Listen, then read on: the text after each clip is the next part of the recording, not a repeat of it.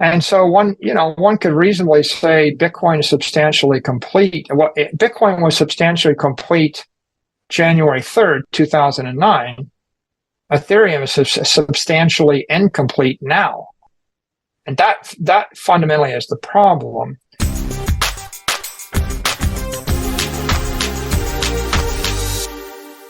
I do agree with the idea. And I think that ultimately it's anchored in the laws of thermodynamics. The whole premise that is required for the universe to function is conservation of energy.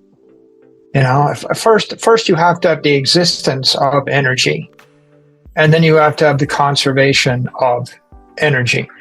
And, in the Bible, the first thing we remember is God says, let there be light, right? So everything starts with the deity pointing out that in the absence of light, which is energy, there is no life. Darkness is the absence of energy. So energy is fundamental, but conservation of energy is what makes the universe rational. It's what makes it work. A commodity without energy is a coupon, right? If I have a dozen eggs and I take the eggs away and I replace it with a sheet of paper or a text message, and I send you a text message saying, this is good for a dozen eggs. Now I've created a coupon, but I don't have a commodity anymore. Now, the problem is you might forward the text message to 1 million of your friends, and now you have 1 million text messages that are all coupons, but you don't have the eggs that equal the coupons, right? And so that's an example of non-conservative money, right? Money without energy is credit. So I think, Booth says if money is the ultimate coupon, right? The ultimate coupon is there's 21 million units of money and you can't make any more. If I want to guarantee that it'll be scarce, then I inject energy into each coupon, right? That's the equivalent of 21 million gold coins. It's not perfect, but it's energy infused, so there's some expense to it, so it's credible. But if I want to make it perfect, then I have to come up with a decentralized ledger or Bitcoin type system where it's not just 21 million gold coins, it's 21 million Bitcoin, and no one can mine any more Bitcoin no matter how much energy they expend. So in that case, I go from digital coupon when I have no energy to digital commodity when I have energy. And if I want to become digital scarcity, I have to have a digital protocol or scarcity protocol that the energy circulates within. If you kept the same proof of work protocol and you use proof of work, but you didn't cap the Bitcoin at 21 million and you didn't have the halvings, right? The difficulty adjustment controls the rate at which the 21 million coins come out. It says they have to take it until the year 2140. But the halvings asymptotically approach 21 million. And what they say is that we exponentially decrease the amount of Bitcoin that get produced until we get to 21 million. And then we stop producing anymore. So the real genius of Bitcoin there is you haven't created a coupon. You haven't even created a digital commodity.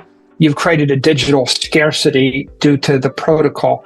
And the digital scarcity created absolute scarcity that's fixed. And because you created an absolute fixed scarcity, you created the perfect money and the ideal investment asset. Now, people can start to act rationally. You end up with a dilemma of impatience, urgent, like irrational urgency. Mm-hmm. And then the other dilemma is lack of credibility. in the economy, you've got these classic examples, right? The money is becoming worthless, so I have to trade it for something that isn't going to become worthless. So you just get lots of inefficiency and panic. But in cyberspace, we see this manifested for whenever I post on Twitter.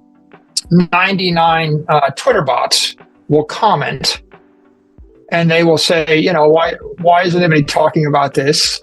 Or they'll give you the crypto giveaway, or they'll offer to let you join their Telegram group to get, free trading advice. And those are all examples of non-real people. They're not real, so they're not credible. So the credibility disappears from all of the personas. They're obviously just bots. Mm-hmm.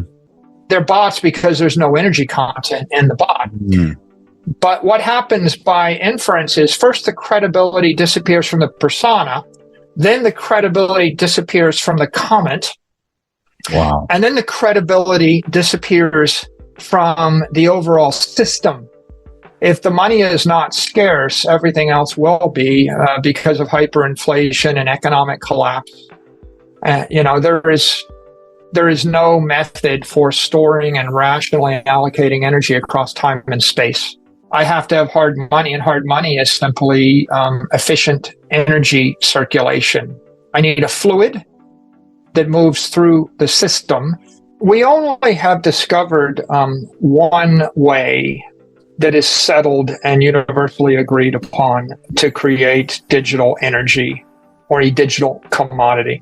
And the one way is proof of work. I take electricity and I run it through some kind of hashing algorithm. Ethereum was a proof of work network. You've got the Bitcoin forks, and a handful of other cryptos that are proof of work networks. That might make them an ersatz or an architectural digital commodity. It doesn't guarantee their digital scarcity. Like, for example, Dogecoin keeps increasing its supply, right? So it's not a scarcity. It's a proof of work protocol that creates more and more and more, right? So it's a commodity in the same way that someone creates more silver or more soybeans every year, right? Mm-hmm. It doesn't necessarily make them regulatory commodities or ethical commodities. And the distinction there is, if Apple Computer launched a proof of work network tomorrow and it kept half the coins, it wouldn't be an ethical commodity.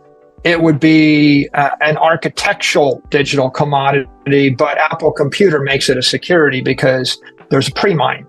And so if there's a pre-mine, or if there's an ICO, or if I created a protocol where 10% of all the coins that were mined were funneled to a wallet that I control, that I use to pay developers, right? All of those things make it more of an investment contract or a security, even though it's using energy.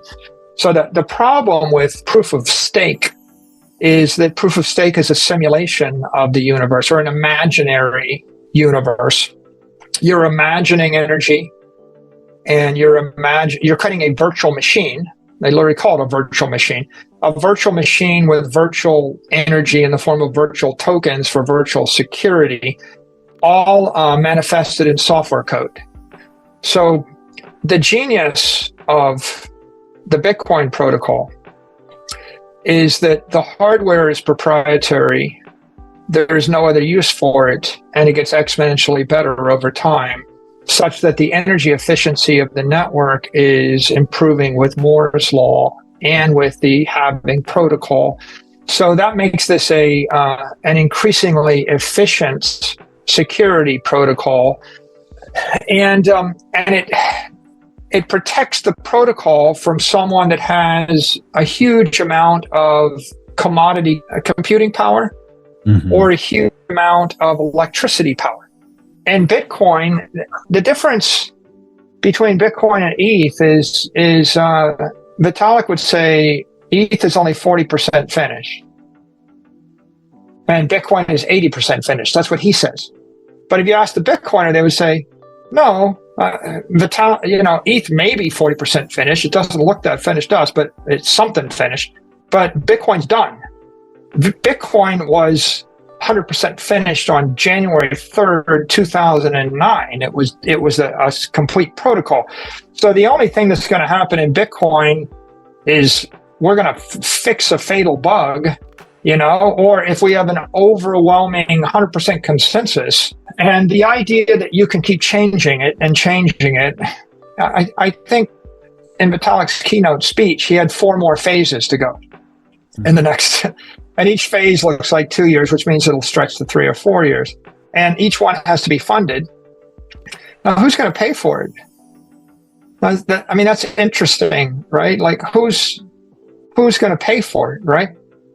You almost get the sense that the miners all have to die so that the money that was going to go to the miners for hardware security or physical security can be redirected to the developers to add software, right? If you've made the decision that you're going to derive all of your security and integrity from software, then you've made the decision to fund a software development effort ad infinitum, which means you've made the decision to fund a software company. Bitcoin is, on one hand, an example of how to do it. Set the protocol January 3rd, 2009. Don't mess with it. Occasional soft forks to fix a fatal bug or something, but really don't mess with it. Right, leave it well enough alone. And I think ETH is the other extreme, which is, we're sitting here and the security protocol is a month old or a few weeks old. We don't know what'll happen there. The monetary protocol is still not set. Like, we don't, for example, what's the staking yield? Nobody knows. Right? What's the staking yield for the next 120 years, right? We actually know what the Bitcoin mining reward structure is for the next 120 years. And we have an algorithm to determine transaction fees for the next 20,000 years. We know that. We knew that on January 3rd, 2009. Hasn't changed. So that's the monetary protocol of Bitcoin, capped at 21 million. And the monetary protocol of ETH hasn't been set yet. In fact, there's not even a date by which it will be set yet. Yeah. So you don't know if you can get it, you can stake. You don't know if you can unstake. You don't know what the consequences are. And you've got a never-ending set of technical changes, like sharding. This is another feature set, right? What about slashing? You've got all these questions. And so one could reasonably say Bitcoin is substantially complete. Well, Bitcoin was substantially complete January 3rd, 2009. Ethereum is substantially incomplete now. And that fundamentally is the problem.